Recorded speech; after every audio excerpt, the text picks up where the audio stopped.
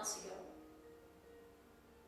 I made a very bold prediction to a very powerful person.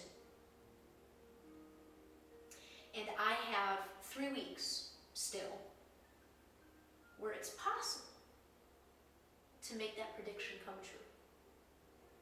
Possible. Is it a hell of a thing to try to do when you hear? Yes, very much so. But it's possible. And I'm getting ready here in the next couple of days to launch an effort to try to make that prediction come true. Why? Because if I'm able to do that, there is no way this person will be able to not see or hear what I'm doing and saying. Let me stop being so cryptic. I did not land at Microsoft accidentally. I didn't. I have had a super strong affinity for Hinduism ever since I taught it in 6th grade. I had to teach it, and I sort of had to teach myself the faith because I was a geography teacher. And in 6th grade, we did the A continents. And I didn't use my textbook, mostly because even if I had wanted to use my textbook, which I wouldn't have, my kids couldn't read it. So I created all my own lessons. And you can't teach Asia without teaching India. You can't teach about India without learning about Hinduism. So I dove in and tried to teach myself about this religion, and that's why my teaching was so awesome. God, I learned just as much as the kids did, because I was creating my own lessons. It was awesome. Exhausting, working 70, 80 hours a week, but awesome. And there was something about Hinduism, I don't know, it just really resonated with me. And with the kids, man. This was my first year. Though I had students that didn't do anything all year, like literally didn't do anything all year. And I taught that lesson on Hinduism, and I just picked 9 gods and goddesses to focus on. The 3 big guys, Shiva, Vishnu, and Brahma. And then Lakshmi, Sarasvati, Parvati, Kali, Hanuman, Ganesh. And these kids, they loved it. They loved it. The stories, the pictures, they loved it. And when you're a teacher or a coach, nothing feels better than when your students or your players get it or see something for the first time. Nothing feels better. It's the greatest feeling in the world. So, when this job with Microsoft falls in my lap,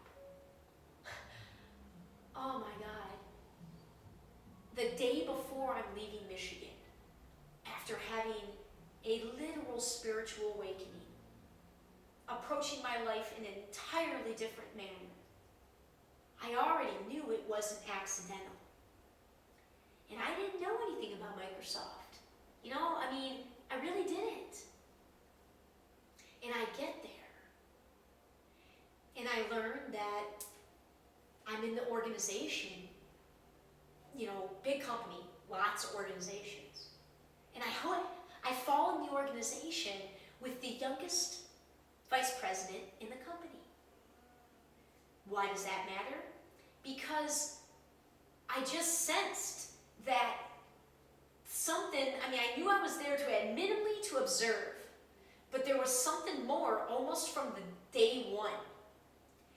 And if you talk about being willing to change or to see things from a different perspective, generally speaking, the younger somebody is, the easier it's going to be for them to break away from or consider not following their belief patterns or their habits that are so ingrained. The older we get, the harder it is to change. That's where the whole, phrase, you can't teach an old dog new tricks, I mean, it's a lot more difficult to break free from habits the longer you have them, whether you're talking about belief patterns or behavioral patterns. And then I learned of the company's high presence in India. And this particular organization, because I don't know if all the organizations have such a significant component of them present in India. This particular group that I was working in, this vice president was responsible, half of his team is in India. So already, these are all signs in my world. People can laugh, but I'm telling you that it matters. When you start paying attention to these seemingly little things, that's where you take your clues and your hints and your signs. That's what you use to help create the life that you want. It's a dance that you play with what's going on around you. But you got to be aware of it. So in my world, I appreciate that most people think that it's just doesn't mean much. But it mattered that now I'm in this very largest, most powerful company in the world.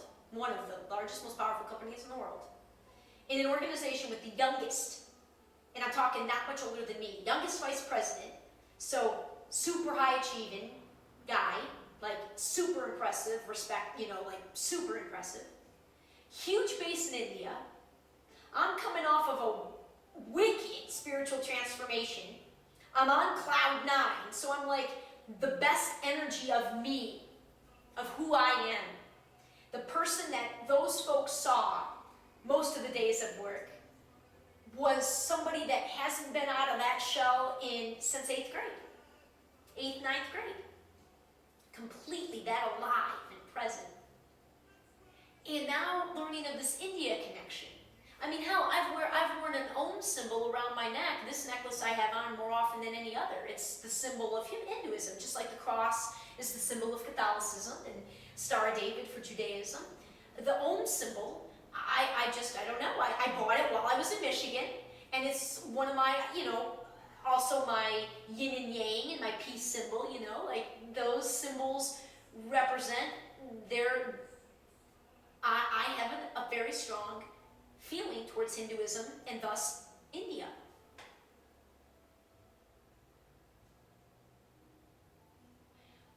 I'm trying to get the attention of these folks because they will listen. But the only thing that they really can hear, by virtue of the life that they live in, the very mainstream world, they see, hear, respect, have time for something that's proven. Their world doesn't allow much room for how I'm living my life. I'm hoping to influence that to change only because there's so much more we can do. How do you tell the cream of the crop that they're setting the bar so low for themselves without appearing like a jerk? like a know-it-all jerk. And actually, I would appear like a know-it-all jerk if I was on their level. But they don't perceive me, a lot of them, to be on their level. And none of this is harsh. It's kind of the reality. They respect achievement and money, and I couldn't give that with my company. But I've been trying.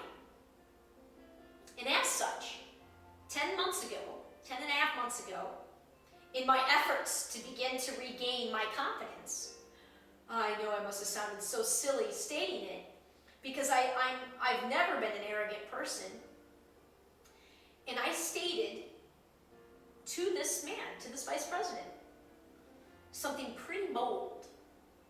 I said to him, I'm going to be speaking to hundreds of people by January, hundreds of thousands of people by May, and millions of people by July. What was I basing that on? My intuition. And that was at the far end of what my gut was telling me, right? Like that was about it. I mean, and it was sort of an instinctual thing, and it's rooted in that world of competition, right? To try to prove something to these guys. But I'm not trying to prove anything, really. I'm just trying to get their attention. Really. I don't have to prove anything. They can believe me or not. I'm telling you. I'm telling them. You know, one way or another, you're setting the bar for yourselves, even you guys, way lower. We can blow things out of the water, especially folks that are able to achieve like these folks can. So I'm just trying to get them, because people, the companies in our world and the people who work in these high-level companies are hugely powerful. And if I can just do something to allow it to be possible for them to begin to believe this woo-woo stuff coming out of my mouth, it's going to go a very long way, in achieving world peace. So I set for myself a goal. In 1 year's time, I was going to go from admin, an administrator, a secretary, to a multi-million-dollar business owner in a year. Thinking to myself, there's no way these guys can't pay attention if I'm able to do that. Especially because most of them really didn't know me or my story. And especially because it's just a fact, there's a stigma with the layers. Come on, I don't need to dance around this. You all know it. Our world trains us to believe if we have a degree, we're better than somebody who doesn't have a degree. If you make $150,000, yeah, you're a lot better and more important than somebody who makes $50,000. It's not true. It's not true at all. And